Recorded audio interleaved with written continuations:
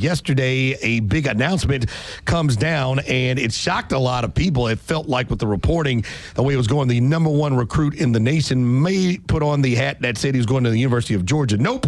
Offensive lineman Jackson Cantwell chooses the University of Miami over the University of Georgia. Yeah. There was a report that must be the money. He asked for a lot more than people asked the University of Georgia for in their first ask, and apparently he did not get what he wanted, and that's why he is now a Miami Hurricane. All about that cash money down in Miami, dude. You pay, they will play, and apparently that's what took place because our own John Michaels, czar of college football, told us that the inside track was definitely at UGA, especially after the visit he had last week, and apparently something changed.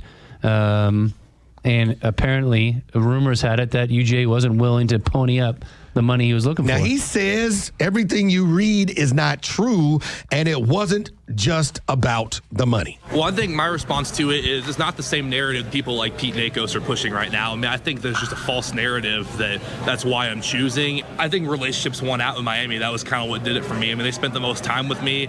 They put the most effort into recruiting me. I mean, I've got a lot of skin in the game with all these schools as far as like getting represented by Drew and making sure that I'm going to be fairly compensated. And I think every school has done a good job of that and being accommodating with that. And I think that anyone who would say otherwise about how I've done in my recruitment has been just misled.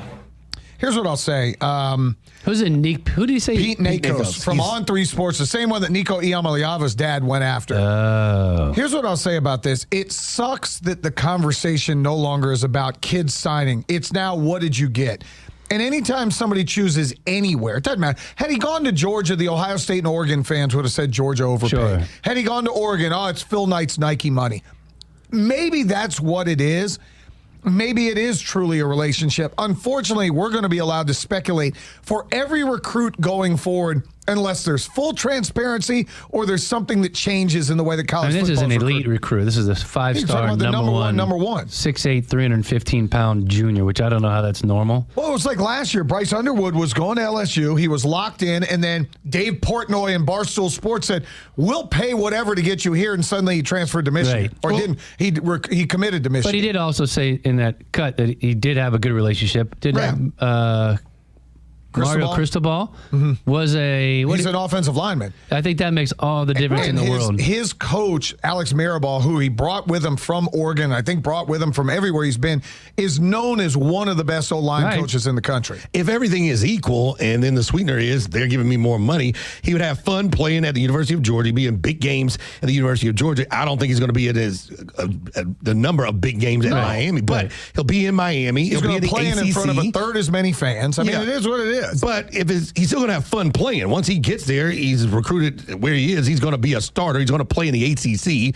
And if he's going to have fun playing football in Athens or in Miami, and the difference is money, okay, there you go. Well, here's what he could also look at. The kid that was the number one line recruit 2 years ago going into his junior year is Francis Malinois, who also chose Miami.